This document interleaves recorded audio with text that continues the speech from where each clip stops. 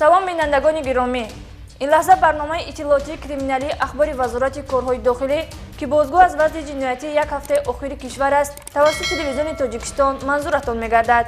در استودیو با شما ما رخسار تولازاده. متوجه باشید به سرخط برنامه امروزه. جوانزنی که دوست داشته‌اش را آتش زد بازداشت گردید. بس فریب گفتم تو که فریب میکنی همین تا گفتم میگم که بس ایس نگاه کوکی همین خلاص همین گریان کردم زشگال کرد که الله دوید بسیشه. دریافت دو جسد از دهه خرنگان و بازداشت گمانبران. حالتی که یکم باری که با سفر دنیا امی زمیره خان رو همه جا واردگی بودیم. در همه جا 2 سال و 8 ماه تا حال مقصد زمیره ماه رو نیافته بودند. یگان کس این غور رو ندیدگی بود و همه جا هیچ کی نمیدونست. همه جا وارد پاختن که ایش هم نمیدونست کی. این و دیگر خبرهای جنایتی در نشر نوبتی برنامه اخباری وزارت کارهای داخلی.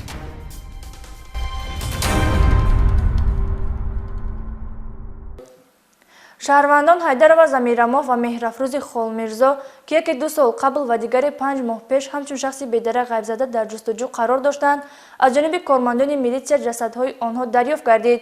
در نتیجه بردن کارهای فوری جستجوی از جانب کارمندان شعبه وزارت کارهای داخلی در ناحیه سینا 2 نفر جوان همچون گمانبر در صادر نمودن جنایت آدمکشی بازداشت گردیدند. شرح این جنایت‌ها در گزارش سیراجدین شکوری.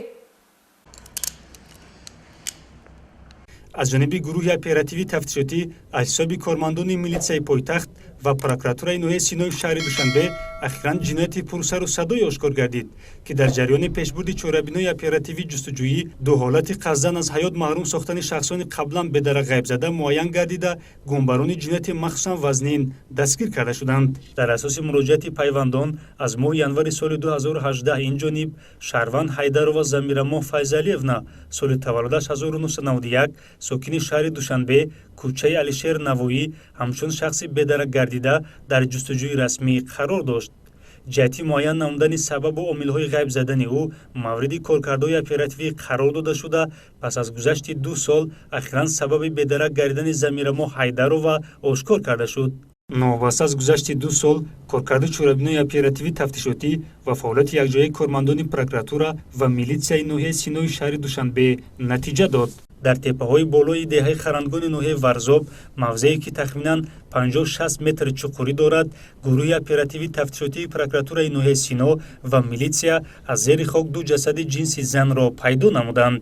تشخیص طبی سودی جسدها آشکار کرد که شخصان فوتیده از مرگ معمولی نه بلکه با راه زورآوری بوغی کردن به هلاکت رسانیده شدند. اکنون پس از دریافت جسدها هر یک کارمند اپراتیوی میلیسیا و پروکراتور را ضرور بود تا شخصیت جسدها را آشکار و گمانبران صادرکنندگان این جنایت مخصوصاً وزنین را معین و دستگیر سازند و چنین هم شد. در صادر کردن این 2 جنایت آدمکشی شهروندان سفروف دانیار کریموویچ سال تولدش 1992 و راوپوف سعدالله عبداللهویچ سال تولدش 1992 استقامت کنندگان شهر دوشنبه ناحیه اسماعیل سامانی کوچه دهنوکی بالا می باشند. در جریان تفتیشات معین کرده شد که گمبر شونده سفروف دانیار با حیدر و زمیرماه مدتی طولانی است شناسایی و رابطه داشته در زمینه نفهمی و رشک پیوسته او را مورد لط و کوب قرار داده با رفیقش راوپوف سعدالله نقشه قصداً از حیات محروم ساختن نام برده را طرحریزی نمودند. از جمله ماه ینور سال 2018 سفروف دانیار و راوپوف سعدالله بعد از مورد لط و کوب قرار دادن زمیرماه حیدر و او را در باغوج автомашین خود جایگیر و با مقصد عملی نمودن نیت ناپاک و جنایتی خود به تپه‌های دهه خرندگان ناحیه ورزا بردند. از تاریکی شب و نبودن هیچ کس در اطراف استفاده کرده گمانبران از عاجزی حیدر و سوء استفاده برده مورد شکنجه و آزار جنسی قرار داده با یک بیرحمی مخصوص گمانبر شدگان سفروف دانیار و راوپوف سعدالله با راه بوغی کردن او را به هلاکت رسانیدند. سپس به خاطر پنهان نمودن ایزی جنایتشان گمانبران جسد جبر دیده را در چقوری تقریباً 50 متر زیر خاک پنهان کردند. این غاره که شما در نوار میبینید این غاره عادی نبوده. در نتیجه پیشبرد کارکردهای اپراتیوی جستجویی از جانب کارمندان شعبه وزارت کارهای داخلی 2 در ناحیه سینا و پروکراتورای ناحیه مذکور 2 نفر جسد شخصیتشان زن که همچون شخصانی گم شده در کفتوکو قرار داشتند یافته شد. зимни пешбурди корҳои тафтишотӣ муайян карда шуд ки ин ду нафар зан аз ҷониби гумонбаршавандагон ба қатл расонида шуда ба хотири рӯйпӯш намудани изи ҷинояти худ дар ин ҷо оварда дафн карданд. дар натиҷаи санҷиш муайян гардид ки дуюмин ҷасади ёфташуда низ шахсияташ зан буда шаҳрванд меҳрафрӯзи холмирзо соли таваллудаш 2001 истиқоматкунандаи ноҳияи исмоили сомонӣ деҳаи алхитой мебошад ки номбурда низ аз моҳи апрели соли ҷорӣ ҳамчун шахси бедарак гардида дар ҷустуҷӯи расмӣ қарор дошт. зимни пешбурди корҳои тафтишотӣ муайян карда шуд ки дуюмин ҷинояти кушторро низ гумонбаршуда Раупов Саъдулло содир кардааст. гумонбаршуда Саъдулло Раупов моҳи апрели соли ҷорӣ ҳангоми ба фаъолияти мусофиркашонӣ машғул шудан дар деҳаи Харангон меҳрафрӯзи Холмирзоро ҳамчун мусофир ба автомашинаи шахсии худ савор намуда баҳри амалӣ намудани нияти нопоку ноҷавонмардонаи худ дар дохили автомашина ӯро мавриди лату кӯб қарор додааст.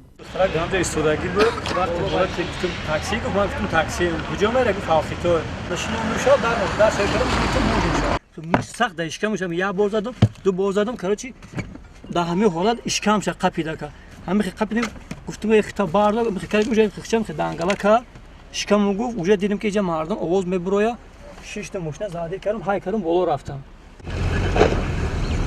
аз ҳолати беҳушӣ ва оҷизӣ истифода бурда ба макони қаблан ҷиноят содир намудаашон яъне теппаҳои деҳаи Харангон рафта Саъдулло Раупов ба меҳрафрӯзи Холмирзо пешниҳоди алоқаи ҷинсиро намудааст. баъд аз ҷониби ҷавондухтар шунидани ҷавоби рад гумонбаршуда Раупов Саъдулло меҳрафрӯзи Холмирзоро бо роҳи буғӣ кардан ба ҳалокат расонидааст. гумонбаршаванда Раупов Саъдулло бо гумони он ки ин амали содир намудааш низ ба мисли қаблӣ аз назарҳо пинҳон мемонад ҷасади марҳум меҳрафрӯзи Холмирзоро низ дар макони қаблӣ пинҳон кардааст. ҳолате ки якум боре ки бо Сафаров Дониёр ами Замирахонро ҳамиҷа овардаги будем. дар ҳамиҷа 2 сола 8 моҳ то ҳол мақсад Замирамоҳро наёфта будам. ягон кас ин ғорро надидаги буду ҳамиҷа ҳички намедонист. ҳамиҷа оварда пафтам ки ишам намедонист ки мавриди таассуф он аст ки ин ду нафар бо содир намудани ду ҳолати ҷинояти куштор ду нафарро аз ҳаёт маҳрум сохта умри ҷавони худро доғдор ва озодии худро ба маҳбас иваз намуданд.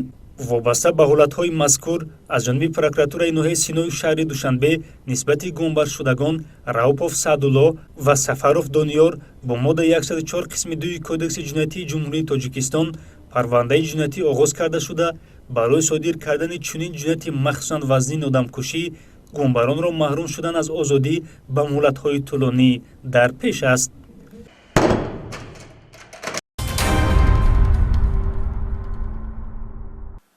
рашку хусумат ва кинаву адоват аз хислатҳои бади инсонӣ ба ҳисоб рафта дар аксар мавридҳо сабабгори нохушиву ноҷурӣ ва фоҷиаи гӯшношунид мегардад. кам иттифоқ меафтад ки нафарони дар банди рашку ҳасад афтода сабру таҳаммулро пеша ва хашму ғазаби худро дар ин гуна ҳолат фурӯ нишонанд. чунин як ҳолати ногувор дар шаҳри Ваҳдат боиси ҷароҳати вазнини ҷисмонӣ бардоштани як нафар ҷавон ва ба ҷавобгарии ҷиноятӣ кашида шудани ҷавонзане гардид. муносибатҳои ошихонаи як нафар ҷавонзан бо ҷавони 25 сола дар шаҳри Ваҳдат ба хусумату бадбинӣ табдил ёфта, оқибат ҷавонзан бо истифода аз сӯзишвории нави бензин дилдодаашро оташ задааст. ҳодиса санаи 26 августи соли 2020 рӯзона дар соҳили дарёи Кофарниҳон воқеъ дар деҳаи Ахбори шаҳри Ваҳдат рух додааст. гумонбаршуда Шамсиева Шаҳзода Саидбобоевна соли таваллудаш 1999 истиқоматкунандаи кӯчаи Салимзодаи шаҳри Ваҳдат дар заминаи рашку бадбинӣ Шаҳрванд Раҷабов Наврӯз Тоирович соли таваллудаш 1995 сокини шаҳри мазкурро ки қаблан муносибатҳои ошихона доштанд ба сари рӯяш моҳи сӯзишвории бензин чошида сипас оташ задааст. ай пушти мошин ба флашкаи бензина гирифта қатӣ зажигалка шиштагӣ будам да дастам додако гуфтина чӣ хеле ки маҳқул айта то дилат хунак шудана чӣ кора мекунӣ бикун хестаги ҷа омад росто ҳамихе эстодаги буд тарайна пожалуйста чӣ кора мекунӣ бику гуфт ман ҳамихе ба флашка да дастам датори санг ҳамихе эстодам ва ба флашка атори сарш зехтам басай фреб гуфтам то кай фреб мекунӣ ҳамита гуфтам мегум ки аку басай ис нигоҳ ку ки ҳамихе алос ҳамихе гирён кардам зажигалкара ки алов давид басинша. дар натиҷа ҷабрдида бо бардоштани зарари вазнин ба саломатӣ ба беморхона дастрас гардида бистарӣ карда шуд. мувофиқи санади ташхиси тибби суддӣ ҷароҳати ҷисмонии Шаҳрванд Раҷабов Наврӯз ба зарари вазнини саломатӣ бо аломатҳои хавфнок барои ҳаёт мансуб дониста мешавад. جنایت مذکور از جانب کارمندان ریاست کافتگاه جنایتی وزارت کارهای داخلی با دایر نمودن چاره‌بینی اپراتیوی جستجویی آشکار کرده شد. گرچند جبر دیده صادرکننده این کردار جنایتی را پنهان می‌داشت، ولی با کارکردهای اپراتیوی کارمندان میلیسیا شمسی و شهزاده را دستگیر نموده جنایت را آشکار نمودند. غلدگی خوب بودم اومد همه خیلی تونده که دستش خیلی جزیر معلوم بود که ادری آب آمدگی بود تب تر به ما وقتی که وای خستم دیدم الو پولی مردگی ما فکر نکردم که پولی خیلی بزی بچ دیگه در سختگی داره گفت که برا گفت روز خونه تام برا تلفنی هیچ کده جواب نده وابشه کسی زنگ زد جواب نده مرا نیده نمیدونی. از روی نشاندادی دستگیر شده شمسی و شهزاده رجب نوروز به زندگی آسایشته او دخل کرده سببگار ویران گردن اویله شده است. محض همین سبب گردیده است که گمانبر شده دست به چنین کرداری جنایتی زند. فعلا از روی حادثه مذکور با دسترسی ماده 110 کدکس جنایتی جمهوری تاجیکستان در شعبه وزارت کارهای داخلی در شهر وحدت نسبت شمسی و شهزاده پرونده جنایتی آغاز گردیده در پیشبرد تفتیشات قرار دارد. پیشگیری حادثه‌های راه و نقلیات و تامین بی‌خطری در راه‌ها وظیفه اساسی کارمندان بازرسی دولتی اتومبیلی بوده. در این سمت پیوسته چاره‌بینی‌ها دایر کرده می‌شوند. کارمندان بازرسی دولتی اتومبیلی ولایت مختار کوهستانی بدخشان یک نفر راننده را بنابر سبب در حالت سرخوشی اداره کردن автомاشین دستگیر نمودند.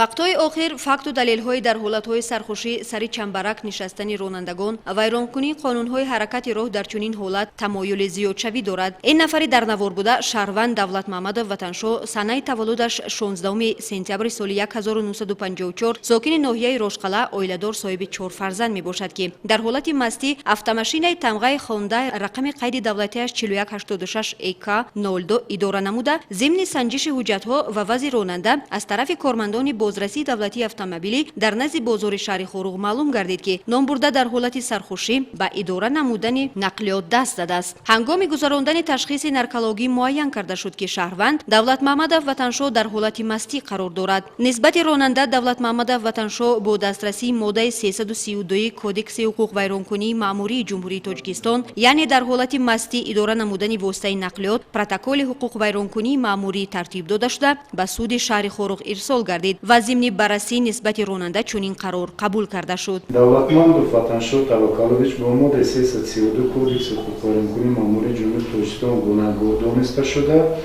ба ӯ ҷазои ҳабси маъмурӣ ба муддати 15 шабона рӯз бо маълум кардан аз ҳуқуқи идораи воситаи нақлиёт ба муддати 5 сол таъин карда шавад. айни замон давлат маҳмадов ватаншо ба ҳабси маъмурӣ гирифта шуда воситаи нақлиёт дар ҷаримагоҳи раёсати вазорати корҳои дохила дар вилояти мухтори кӯҳистони бадахшон қарор дорад.